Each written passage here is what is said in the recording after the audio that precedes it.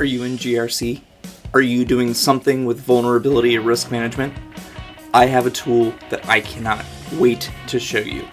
Kia ora, friends. I'm Ryan Pearson, and in this video, I'm going to show you a new resource that I just found out about earlier today on my commute home. So, yeah, let's just talk a little bit about it, and you're going to get to see my reaction for the very first time, because I have not had a chance to stop and take a look at it since I heard about it. So, let's do it.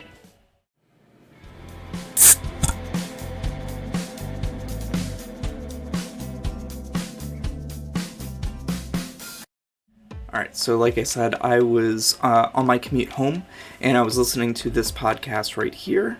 It is called Security Now. It features Steve Gibson. I know it says GRC at the top. It is not to be confused with governance, risk, and compliance, like we always talk about GRC and Mafia. Actually, it is the Gibson Research Corporation company, something like that. So that's Steve Gibson's web domain, which, of course, a bunch of GRC people want it, but that's neither here nor there. So, now, even though he is not a GRC person, he does a lot of security research, and he has a podcast with This Week in Tech each week. So, I listen in each week. This is one of the ways that I stay up to date with the news, and he usually goes into some really great deep dive at the end. For this episode, it was about the EUOS, European Union new operating system, which is basically just Fedora. But before he got to that main story, he was talking about a sobering ransomware attack and victim listing website. So, jumping down. Okay, so this was the website in question. It is ransomlook.io. Ransomlook.io on the screen right now. Ransomlook. And what you're getting is my real-time first impression of this website, because #dadlife, I have not had a chance to slow down since I got off work. So let's find out what this is all about. Zoom in. Alright. Woo. Okay, so last 100 posts.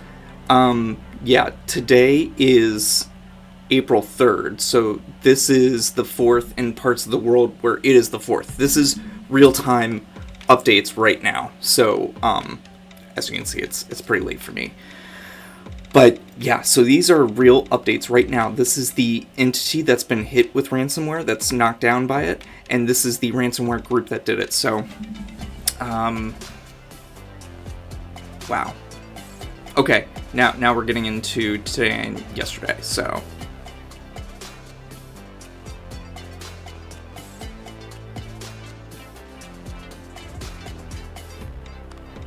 Alright, so these are recent posts. Let's look at the dashboard.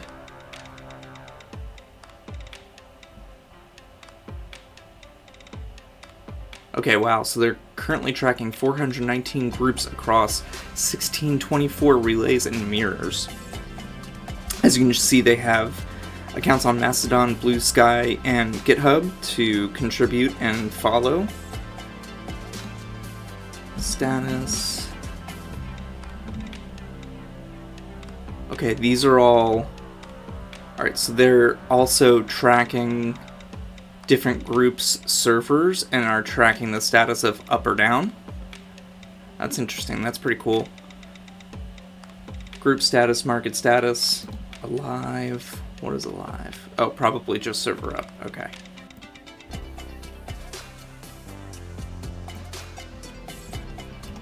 Alright, those are just screenshots of what it looks like when you're hit by these groups. Okay. Okay, stats are interesting too. It shows you who's hot right now.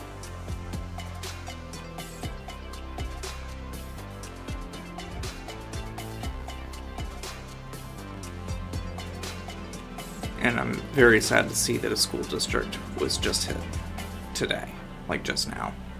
It's really sad to see. Okay, leaks.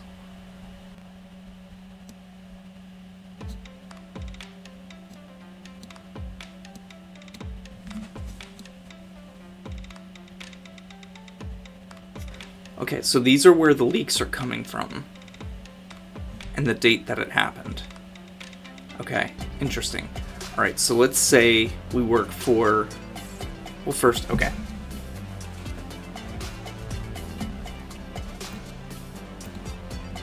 Alright, let's back up for a minute. This is not my new best friend, okay? But this is the new and interesting friend that I'm bringing to all the parties now, okay? How can we use this information? We can keep track of what ransomware groups are hitting what type of entities, okay? So we can keep an eye out for, while we don't know from our standpoint as security professionals, well, maybe you do if you're in red teaming or something, but if we are on the blue team trying to protect our organization, trying to reduce risk, we don't know the security posture of our competitors, but we know who our competitors are because that's a business thing to know.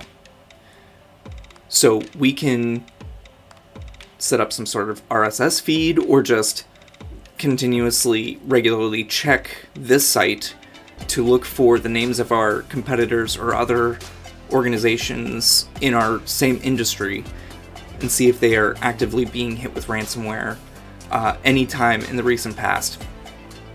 If there are multiple, let's not say competitors because it may not be a competitive business. Let's say there are several entities that are in the same business type that we're in, okay? And we're checking all of these different names, and we see 2 or 3 come up that are being hit by the same ransomware group. Okay, that's alarming. That's something that we want to take a look at. So we want to take a look at who that ransomware group is.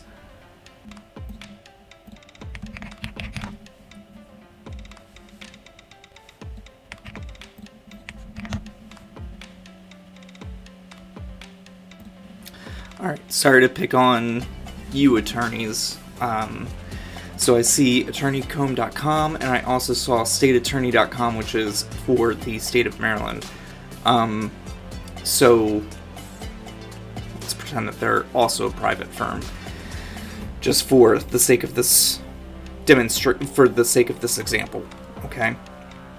So we see that 2, and again, it's not the same threat actor down below, but let's pretend that both of these are attorneys' offices being hit by Van Helsing, okay? So let's say I am the GRC analyst, senior GRC analyst, it doesn't matter. My job is to reduce risk for my attorney firm, my attorney office. And I see multiple attorney firms are getting hit by Van Helsing. Okay, well now we need to check out Van Helsing, okay? What are their TTPs? Let's go to MITRE.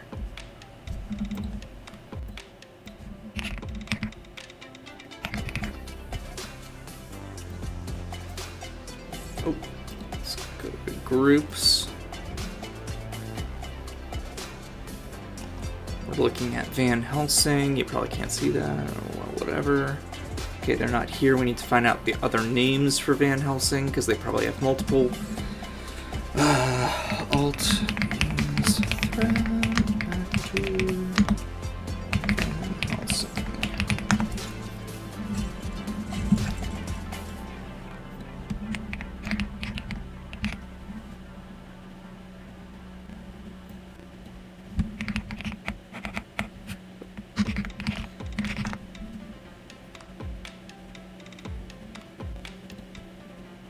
Alright, well, I just went down the path of a bad example because Van Helsing is a ransomware as a service. Actually, no, this is still a good path. Okay, so it's hitting Windows, ARM, and ESXi. Okay, so we know that Van Helsing is being targeted to attorneys' offices, which we're hired to protect, and we know that it is highly effective on Windows, ARM, and ESXi systems, and we have all those things, and we need funds to better defend those things. Okay, well, Mr. and Mrs. CFO, astute members of the board, this is what's happening right now, and this is the budget that we need to have to correct this, or give them 3 options. Okay, this is the greatest defense we can have against this, but it's really expensive. This is my favorite, or, well, you don't have to say it's my favorite, but make it your favorite. This is middle of the road on defense. This is middle of the road on expense, and it's still a really good option. Or if we need to save the amount of money, at least you're doing something, and this is that option. So hopefully they take the middle of the road. That was your favorite to begin with, and you try and make this resilient against this threat actor. Okay. I was actually looking for a ransomware group, but and then you can look through the TTPs and run the same. That can be your same standpoint. So it's giving you leverage to get the things that you need to better protect your organization. Okay, because just saying we need to protect these things isn't going to get you what you need. But having the perspective of this is real time, these are things that are happening to entities that are like us. We know that it is this threat actor, and these are the things that they're targeting, so these are what we need to do to better protect ourselves. You can definitely absolutely use that to reduce the risk for your organization. Now, on the other hand, if you didn't notice, these sources are coming from ransomware leaks. Take a look at these sources that they're getting it from. Yeah, they're getting this information from, yes, I'm sure some of it is self-reported by the organizations, but also a lot of it is being pulled from the dark web. So ransomware actors bragging about whatever they got, whatever lols, right?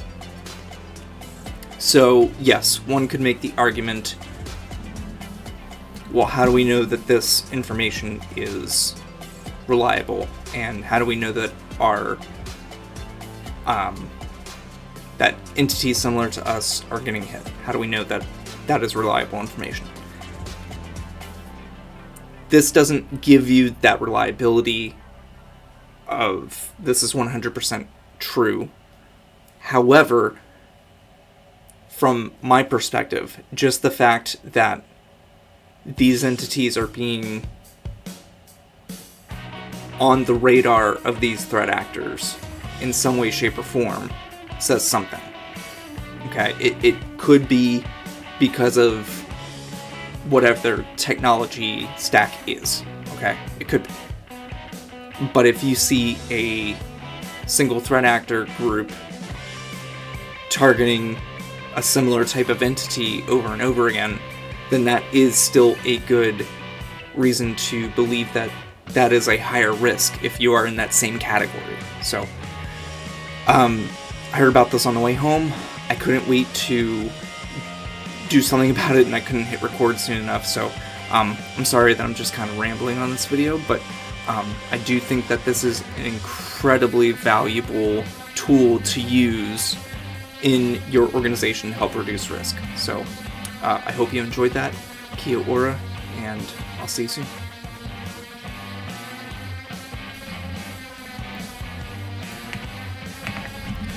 Right. Sorry, Brighton, Australia. I'm picking on you. Oh, okay, it's municipality.